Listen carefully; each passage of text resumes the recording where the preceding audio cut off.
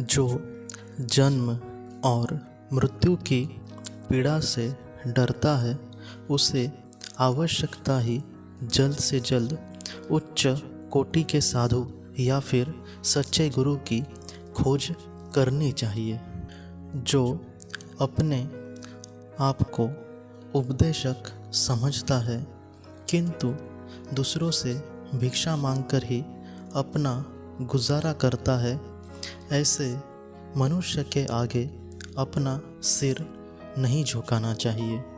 जो अपने परिश्रम से जीविका चलाता है तथा अन्यों का भी पोषण करता है, वही सच्चा नानक है, वही पथ प्रदर्शित कर सकता है।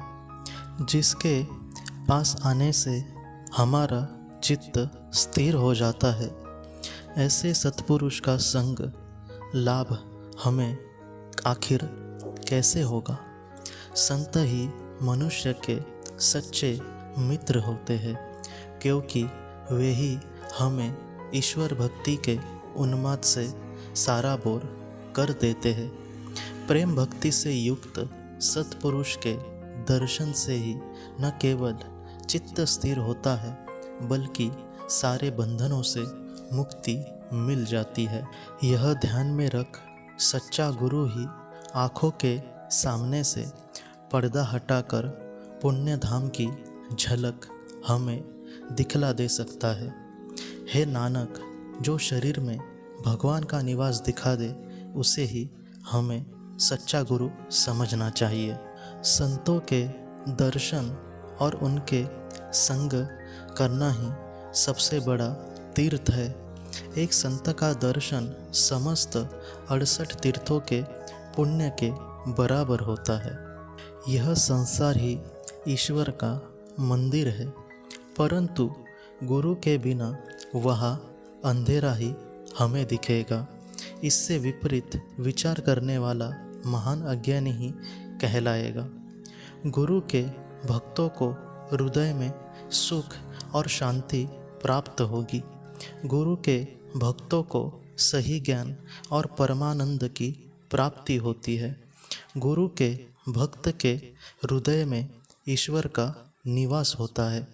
गुरु का भक्त ईश्वर के मन का दर्पण होता है।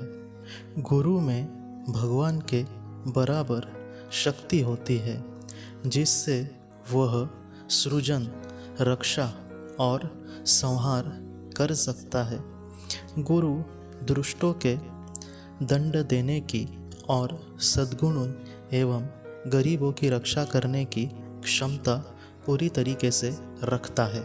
गुरु की क्षमता की यदि कोई सीमा मुझे मालूम होती तो मैं सबको बता सकता था, परंतु गुरु ने एक बात स्पष्ट कर दी है कि भगवान सर्वहितकारी है, अतः मैं उस भगवान को एक क्षण के लिए भी ना भूलूं। बेच दिया है गुरु को मैंने निज आत्मा सहित शरीर। 3 लोकों में मैं ढूंढा जिसको दर्शन पाए निज के तीर।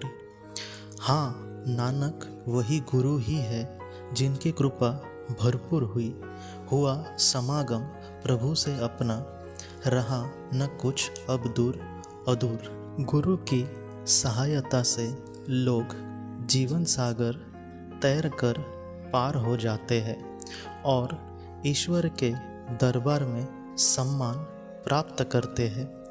नानक, उन्हीं कीर्ति प्राप्त होती है और उनके हृदय में ही नाम का संगीत गूंजता है। सच्चा गुरु शांति का गंभीर सागर होता है, पाप का संहारक होता है। जिसने गुरु की सेवा की है उसे यम भी कभी भी दंड नहीं दे सकता। गुरु की बराबरी कोई भी नहीं कर सकता। मैंने सारे संसार में ढूंढा, नानक कहते हैं, सच्चे गुरु ने मुझे नाम का कोष दिया है और मेरा मन प्रसन्नता से